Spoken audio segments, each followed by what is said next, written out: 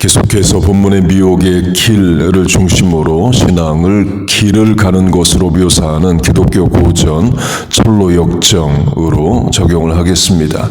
크리스찬과 미스터 호프폴 소망씨가 신앙의 길 천성길을 같이 갑니다. 가다가 라이트 로브 밝은 옷, 화이트 로브 흰 옷을 입은 자를 만나요. 그 사람이 말하기를 자기도 천성길을 간다 말합니다. 그러면서 Follow me, 나를 따르라를 말해요.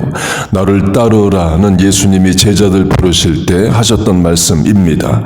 예수님이 아닌 다른 존재가 나를 따르라 한다는 자체가 미혹이고 위험이죠. 그 위험을 깨닫지 못하고 크리스찬과 소망씨가 따라갑니다. 그러다가 그물에 걸려요. 흰옷, 밝은 옷을 입은 자는 마귀였습니다. 본문으로 하면 미혹, 디셉션, 속이는 자, 거짓의 아비에게 속은 겁니다. 철로 역정의 단어로 하면 검은 육체의 사람이 빛의 옷을 입었다. Black of flesh but covered with a very light robe, white robe로 마귀가 라이트, 빛의 천사, 광명의 천사로 가장해서 나타난 겁니다. 고린도후서 11장이 마귀를 Angel of Light, 빛의 천사라고 말합니다. 그 고린도후서의 문맥은 거짓 사도가 교회 안에 있고 속이는 일꾼이 있으니 경각하라의 문맥입니다. 강조점은 그렇게 경각하고 지난 세월 신앙의 길에서 그 많은 경험이 있어도 오늘 마귀에게 속을 수 있다는 겁니다. 우리가 신앙생활 한 30년 하면 그 뒤로는 절대 마귀에게 속지 않느냐가 아니죠. 50년 신앙생활해도 오늘 마귀에게 속을 수 있는 겁니다. 마귀는 끝까지 우리를 넘어뜨리려 해요. 그래서 오늘 내가 마귀를 이겼다고 해서 자만할 수가 없습니다. 내일 또 무슨 방법으로 속을지 모르는 거예요. 또 다른 강조점은 겉모습에 속는다입니다. 마귀가 마귀의 모습으로 나타나지 않고 흰옷을 입고 나타납니다. 고린도후서 말씀으로 하면 빛의 천사의 모습으로 나타나요. 천사 만날 줄 알았는데 마귀인 거죠. 그걸 또 분별을 못합니다. 곧 겉모습으로는 천사와 마귀를 구별할 수 없다 이에요. 그걸 전술한 고린도후서의 문제, 교회 안에 거짓 사도와 속이는 일꾼으로 하면 그 사람이 마귀 세력인지는 겉으로 봐서는 알 수가 없습니다. 사람 좋고 착하고 나한테 잘합니다. 인격자이에요. 그런데 믿음이 그 안에 없습니다. 사람이 좋은 거지 믿음으로 사는 자는 아닙니다. 그러면 결정적인 순간에 하나님을 대적하는 편에 서게 됩니다. 믿음의 반대는 인격일 수 있습니다. 인간의 선행일 수 있는 거예요. 새벽 기도로 하면 새벽에 나와 기도합니다. 겉모습으로 보면 열심히 있고 믿음 있는 것처럼 보이죠. 그러나 그의 기도의 내용을 보면 믿음이 없을 수 있습니다. 소원 성취를 위해 기도하는 거예요. 물론 당연히 우리 소원을 놓고 하나님께 아뢰야 됩니다. 문제는 소원 성취가 되면 기도하고 소원 성취가 안 되면 기도를 안 해요. 신학적으로 하면 means of deal, 거래의 수단으로 하나님을 대하는 겁니다. 내가 이만큼 하나님께 했으니까 하나님도 내게 이만큼 하라는 겁니다. 하나님 내 기대치만큼 안 하면 나도 안 해요. 이런 식으로 거래하듯이 하나님을 대하는 것은 믿음이 아닙니다. 그저 겸손히 은혜를 구할 뿐이지 내가 기도한다고 해서 내 기도로 하나님을 설득시킬 수 있는 게 아닙니다. 그런데 그걸 분별하지 못할 수 있습니다. 그래서 본인도 본인을 분별하지 못할 수 있고 나도 남을 분별하지 못할 수 있습니다. 이스라엘 초대 왕인 사울로 하면 하나님의 영이 임해서 사울이 예언도 합니다. 그래서 사울도 선지자 중에 하나냐라는 말이 생겨납니다. 그 장면만 놓고 보면 사울 왕 본인도 내가 성령의 사람이라 생각을 했겠죠. 그러나 결국은 그렇지 않은 것으로 드러납니다. 성경 최대 기도자 기록상만 놓고 보면 다윗이 최대 기도자입니다. 시편이 기도문으로 150편인데 74편이 다윗의 기도문이에요. 그런 최대 기도자 다윗도 마귀에게 속습니다. 역대상 21장을 보면 사탄이 다윗을 충동하여 인구 조사를 하게 하니라로 나옵니다. 그 다윗은 내 생각 의지로 인구 조사를 한 것처럼 보이지만 마귀가 충동했다라고 말합니다. 그걸 다윗이 분별하지 못합니다. 곧 내가 나 자신을 모르고 내가 남은 더 모릅니다. 경각에 경각을 더해도 속이는 자 거짓의 아비 광명의 천사에게 속을 수 있습니다. 마귀에게 속을 뿐만 아니라 사람에게도 속아요. 그것도 가족에게도 속는 게 우리 인생입니다. 야곱이 아버지와 형을 속이고 장자의 축복을 받아냅니다. 어머니 리브가가 주도적 역할을 합니다. 남편 이삭 속이는 방법을 아들 야곱에게 다 알려줍니다. 부인이 남편을 속이는 거죠. 그렇게 야곱이 아버지도 속이고 형도 속입니다. 그걸 경험하면서 야곱이 이걸 깨달았다라고 해보세요. 부인도 믿을 수 없다. 엄마 보니까 엄마가 아버지를 속이더라. 자식도 믿을 수 없다. 내가 아버지를 속였다. 가족이어도 속고 속이는구나. 나는 가족을 믿지 않는다. 이런 경각의 경각을 한다고 해보세요. 외삼촌 라반의 집에 가서 20년을 살게 됩니다. 야곱이 이런 생각을 합니다. 외삼촌도 믿으면 안 돼. 내가 아버지와 형을 속였듯이 외삼촌도 나를 얼마든지 속일 수 있어. 이런 생각으로 산다고 해보세요. 그러다 야곱이 외삼촌의 딸 라헬을 사랑하고 결혼을 약속받습니다. 외삼촌이 7년 뒤에 결혼시켜줄 테니까 7년 동안 무임금으로 일을 하라고 말합니다. 그러니까 너무 긴 세월이죠. 먼저 결혼을 하고 그 다음에 7년 동안 노임 없이 일을 하라가 아니라 노임 없이 일을 먼저 하고 그 다음 7년 뒤에 결혼하라 이에요. 야곱이 동의합니다. 7년 세월이 지나요. 결혼하는 날이 옵니다. 외삼촌이 다른 말 안 합니다. 결혼시켜 줄게 해요. 외삼촌을 믿은 거죠. 그런데 결혼식 당일 레아가 들어옵니다. 외삼촌이 이제 장인이 되는구나, 믿어도 되겠구나 했지만 결정적인 순간에 장인은 사위를 속입니다. 강조점은 야곱이 아무리 경각한다 해도 외삼촌이 작정하고 속이는 것을 간파할 수가 없어요. 그래서 레아와 결혼하고 라헬과도 결혼하고 그 뒤로 외삼촌 집에서 삽니다. 이제는 노임을 받아야죠. 외삼촌 노임 안 줍니다. 그대들의 아버지가 나를 속여 품삯을 10번이나 변경하였느니라. 준다고 하고 안 준 것이 10번이라는 겁니다. 그렇게 야곱이 외삼촌에게 20년을 속고 삽니다. 그리고 외삼촌을 떠나 가나안 땅에 와서 12아들과 삽니다. 역시 야곱이 경각한다고 해보세요. 내가 젊었을 때 내 아버지 이삭을 속인 것처럼 내 자식들도 얼마든지 나를 속일 수 있다. 속지 말자 자식으로부터. 그렇게 생각한다고 산다고 해보세요. 오늘날 10명의 아들들이 아버지 야곱에게 와서 말합니다. 짐승이 요셉을 찢어 죽였습니다. 시신은 못 찾고 찢어진 옷만 가지고 왔습니다. 10명의 형들이 동생을 노예로 팔아버리고는 아버지 야곱을 속입니다. 야곱은 분별하지 못합니다. 그저 속기만 해요. 강조점은 내 총명 지혜로는 속이는 사람을 알아낼 수가 없습니다. 하물며 마귀이겠어요.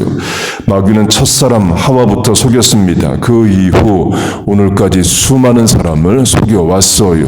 100년도 못 사는 짧은 경험에 우리가 수천 년을 이어산 마귀의 단계를 다 간파할 수가 없죠. 결국 하나님이 도우셔야 됩니다. 내 판단도 분별력도 내 경험이 아니라 하나님께서 도와주셔야만 되는 거예요. 예수님 말씀으로 하면 뱀처럼 지혜로워서 뱀의 지혜가 뚜렷이 간파가 돼서 속지 않는 지혜를 주셔야 됩니다. 철로역정의 저자로 하면 목자의 기록, A Note of Shepherd, 목자 대신 예수님이 해주신 말씀을 붙잡아야 된다를 강조합니다. 예수님이 목자가 되신다면 우리는 예수님의 양인 거죠. 목자가 양 앞에서 말합니다. Follow me, 나를 따르라.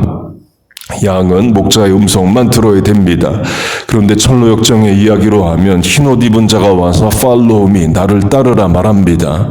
크리스천과 소망씨는 그걸 따라가다가 그물에 걸려요. 곧 전설한 오늘까지, 지난주 오늘까지 많은 철로역정의 이야기를 했는데 그 많은 경험을 하고도 또 마귀에게 속고 분별을 못합니다. 우리가 그렇다는 거죠. 마귀든 천사든 영적인 존재이기 때문에 우리가 생각하는 육체적 물질적 형상이 없습니다. 물론 천사가 나타날 때는 형상을 취해야죠. 사람의 모습을 취합니다. 예수님 부활하실 때 돌문을 굴려냈던 두 천사는 사람 보기에 청년으로 보여요. 소돔성에서 롯과 그 가족을 이끌어낸 천사도 사람 모습으로 나타납니다. 그런데 천사 모습이 꼭 사람만은 아닙니다. 에스겔 1장을 보면 환상 중에 하나님이 에스겔에게 천사의 모습을 보여주십니다. 그런데 4개의 얼굴이 있는 생물이라고 말해요.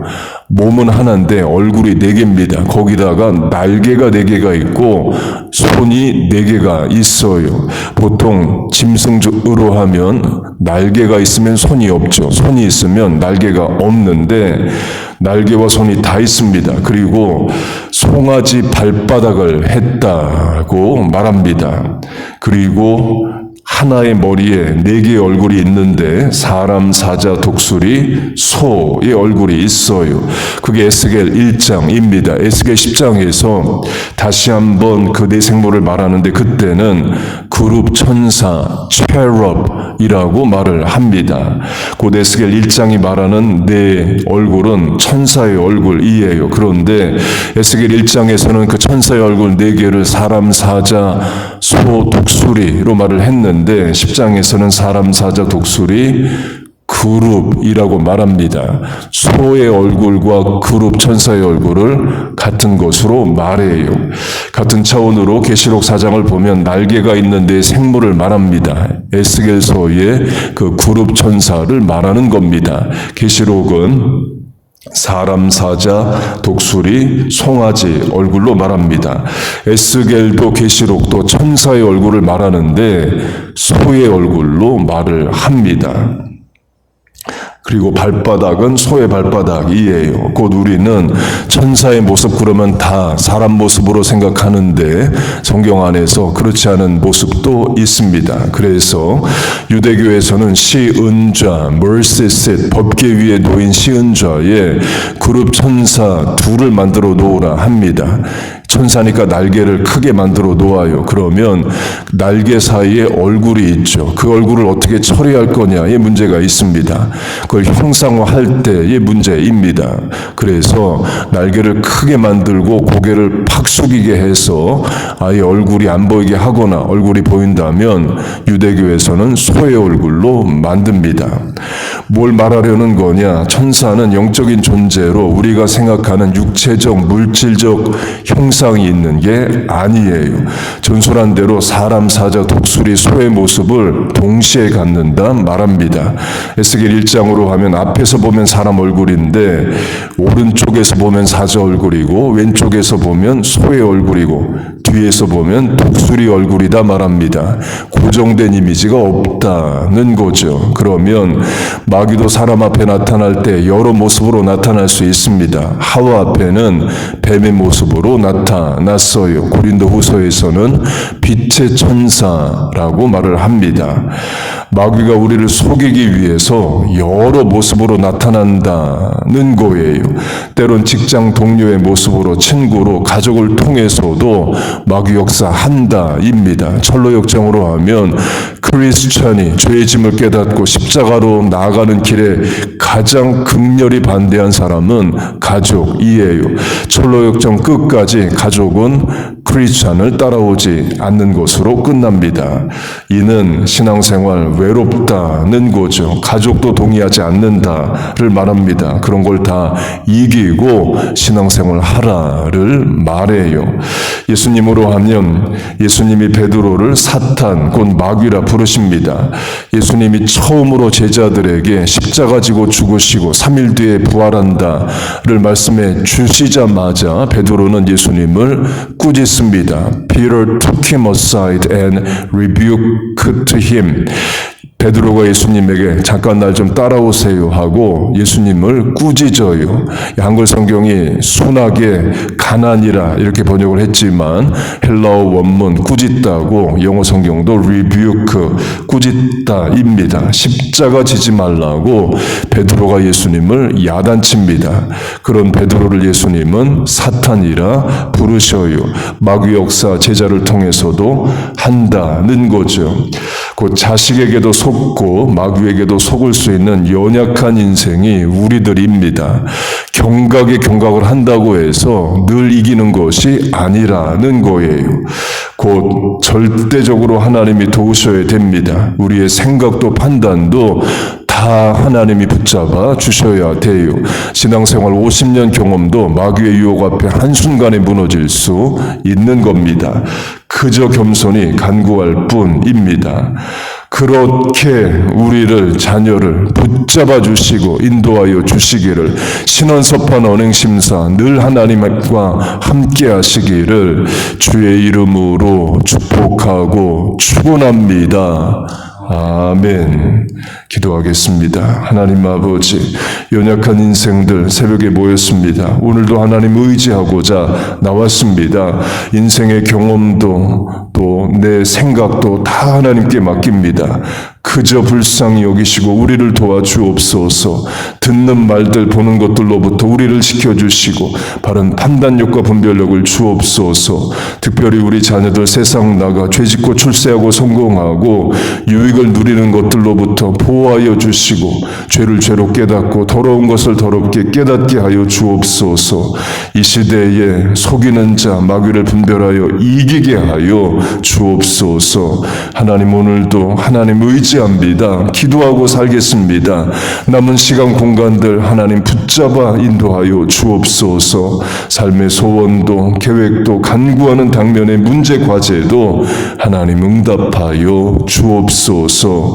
예수님의 이름으로 기도하옵나이다. 아멘.